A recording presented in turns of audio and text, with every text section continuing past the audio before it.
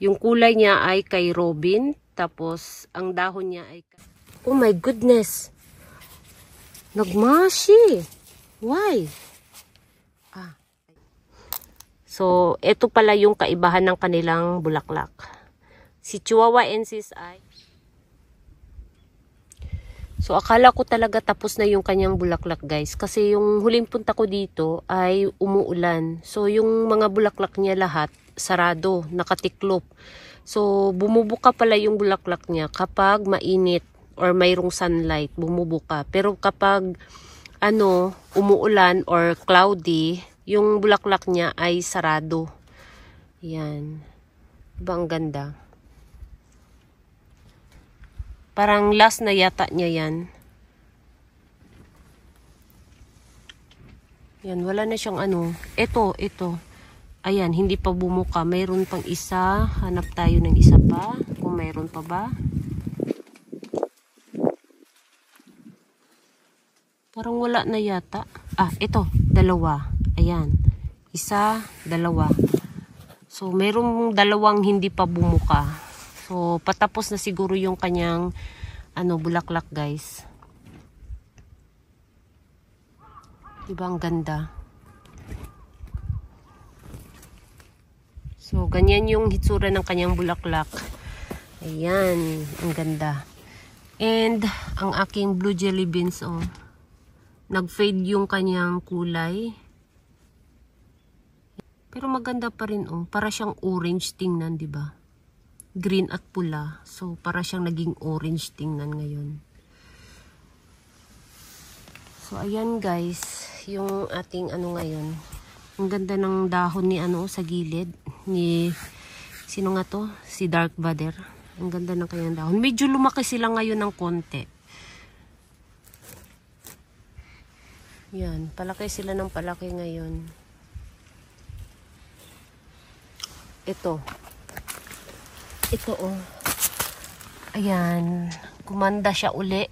Nung bagong tanim ko siya dyan, medyo yung dahon niya medyo nagiging lousy kasi tinanggal ko siya doon sa luma kong mini greenhouse at nilipat ko dito. Medyo pumangit siya ng konti, nagiging lousy siya, pero ngayon ayan, tumigas uli yung dahon niya. Ayan, gumanda siya uli, diba? Si Pink Frill. At meron tayo ditong si Rosea. Ayan. Ayan yung kanyang dahon, guys. Yung dulo ng kanyang dahon, napaka curly-curly,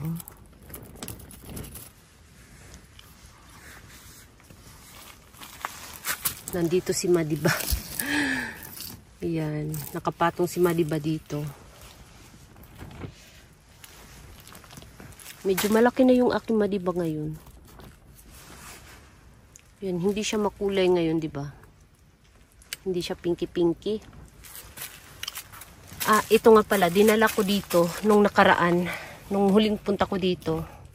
Dinala ko siya dito kasi yung dahon niya sa dulo na nagiging dilaw. Ayan. So, baka yung dahon niya ay bumalik sa dati. So far, okay naman siya. Kaya lang, nagkaroon siya ng ayan sunburn. Sunburn si Peach Pride.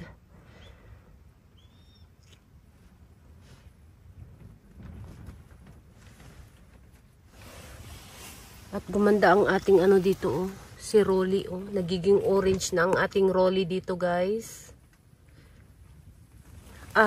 Meron din ako ditong dinala. Ito, kasi naglegi siya. Pinasok ko kasi ito sa bahay. Ito, mga cuttings to siya. So, ang puno nito ay ito. Dito sila galing. So, ito yung mga puno. Naglegi kasi siya, kaya ko siya dinala dito. At siya guys, nag-pink siya. Hindi siya pink nung dinala ko dito. Ayan, naglegi siya. Nakulang siya sa sunlight doon sa loob ng bahay. So, ayan. Para bumalik siya sa dati, kaya nandito siya ngayon. Dito muna siya. So far, okay naman siya. Hindi naman siya nagkaroon ng mga sunburn. Ito ang laki na ng aking Monroe. Si Monroe. Yan, mayroong nag-dry dito. Ayan, nag-dry.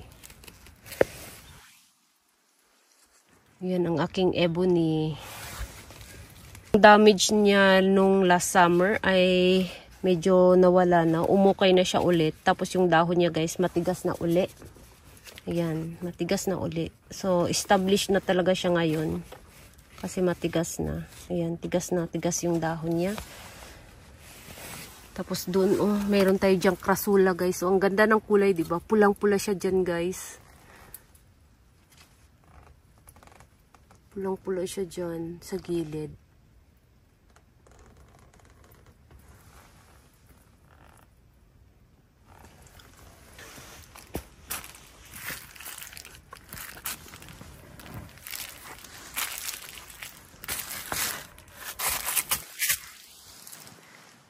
Yan, malaki na bang baby nito? Tingnan natin. Medyo malaki na yung kanyang baby sa ilalim. Yan, paikot yung baby niya guys. Medyo malaki na ang kanyang baby si Dereshana. Ayan.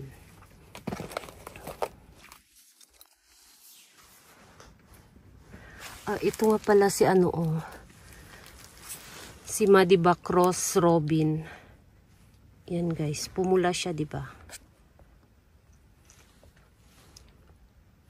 Yung kulay niya ay kay Robin, tapos ang dahon niya ay kay Madiba. Pero hindi siya curl, siguro dahil medyo pa siya, bata-bata pa siya, guys. Tingnan natin kung mag-matured siya, kung ano yung hitsura niya.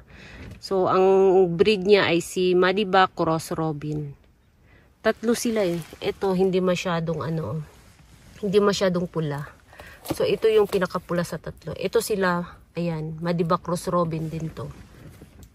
Ayan. So, ito lang ang, mapula. So, ito naman hindi masyado. Ayan, Madiba Cross Robin and, so, ito naman si, si Sedam Jit Bars. Ayan. Ang ganda na ng kanyang kulay ngayon, guys. Unti-unti na siyang kumukulay ngayon. Tapos, chubby-chubby. Ayan. So, ito, kumukulay na siya, nagiging orange na siya, guys, Ayan. No name siya. Nagiging orange na. Ang kanyang dahon. So, konting kimbot na lang at magre-ripat na ako. Mag-start na akong magripat. So, unahin kong i-ripat ito. Ayan, itong nandito kasi malaki na sila. Ito dilaw. So, ang kulay niya kapag summer ay, ayan, yung nasa gitna, green. Green siya during summertime and nagiging dilaw siya kapag winter na. Ayan. So, oh my goodness. Nagmashi. Why?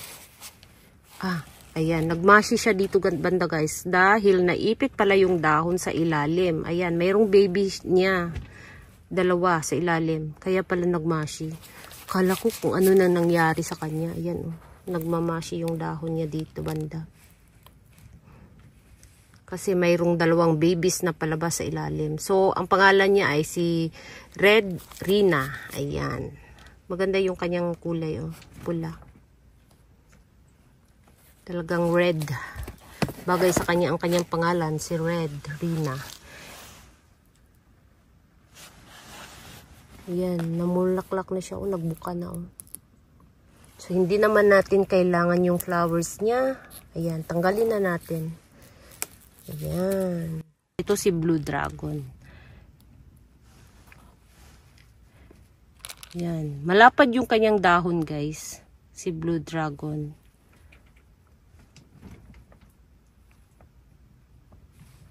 Yan, maganda din si Blue Dragon. And mayroon tayo dito, parang kamukha niya yung katabi, Ito, si yata to, si Pink Honey. Ayan, Pink Honey. Yan, ang ganda din ng kanyang kulay, guys. Yung tip niya, dark na dark,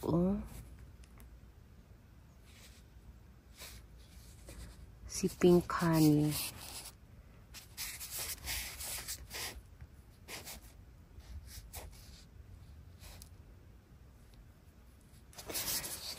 Ayan, so balik natin.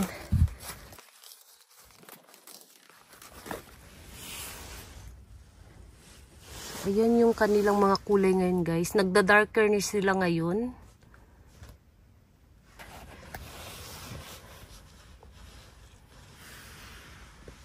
Ito hindi ko pa rin na-cuttings. Pero ka-cuttings ko rin to. Kasi gusto ko siyang paramihin.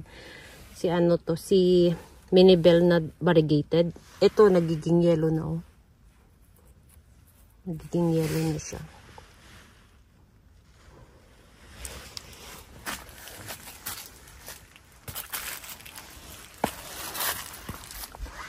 Ito nga pala si ano oh, red velvet guys. Yan, kumulay na siya ng kumulay ngayon. Yung kulay niya is ano, parang red wine yung gilid ng kanyang dahon guys. So mas kumukulay pa yan pagdating ng spring.